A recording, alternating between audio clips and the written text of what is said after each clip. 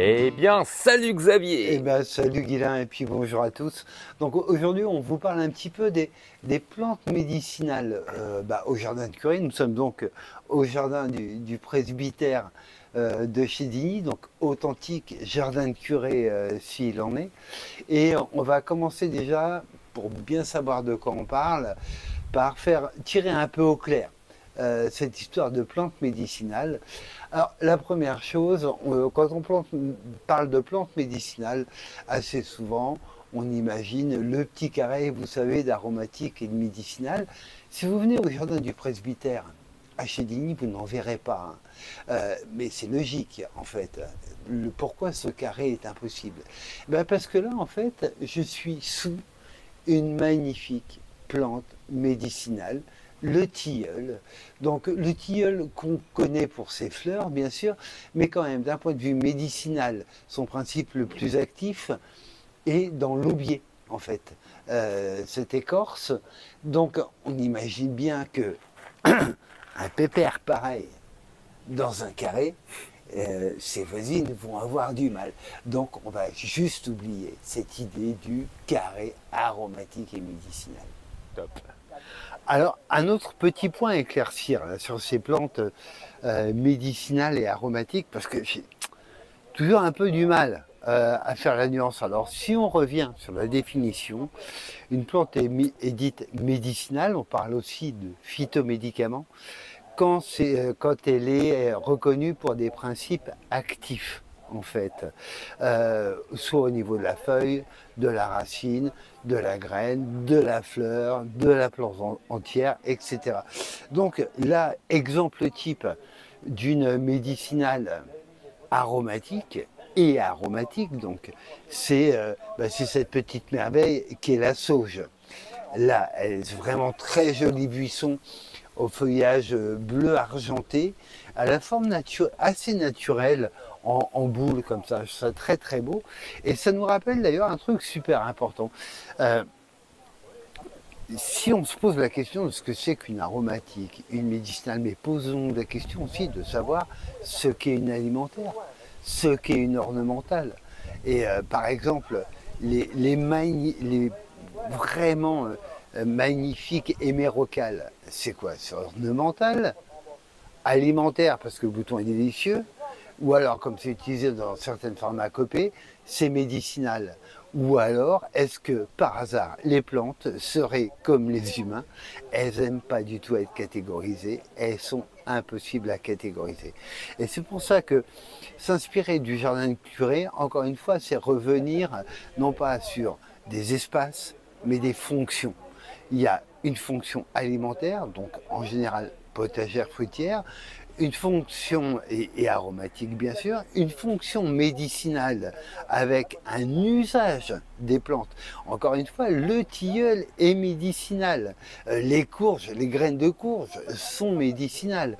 Donc on ne va pas faire un petit coin de ci, un petit coin de ça. La sauge est bien sûr médicinale. Néanmoins, elle est très bonne en cuisine. Donc tout ça est un fabuleux mélange en fait qui déteste les catégories.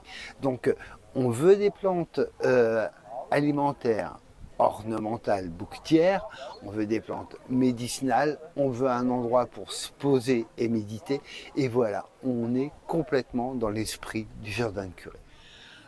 Alors évidemment, à partir du moment où il y a des plantes dites médicinales, donc ces plantes qui ont des vertus qui sont reconnues, le savoir traditionnel, populaire, bien sûr ne suffit pas. Il faut à un moment que le législateur intervienne. Donc on a l'ANSEM, l'Agence nationale de la santé et du médicament, qui a pointé un petit peu tout le monde, qui a fait des listes, donc qui sont on ne peut plus officielles, et à partir du moment où vous allez parler de vertus médicinales pour ces plantes, comme pour le tilleul par exemple, pour l'aubier du tilleul, Là, on ne peut pas vous taxer de pratique illégale de la médecine. Après, moi, je ne vais pas rentrer dans le détail, j'en suis pas capable. Je trouve que c'est très compliqué, cette législation, c'est un peu comme celle sur les semences. C'est vraiment pas simple à piger. Et on peut se demander d'ailleurs, pourquoi c'est si compliqué? On n'est quand même pas plus idiot que d'autres. On est capable de comprendre. Alors là, je vois par exemple de la citronnelle. La citronnelle de Madagascar. C'est un beau pogon citratus. On vous en a fait un petit peu son portrait.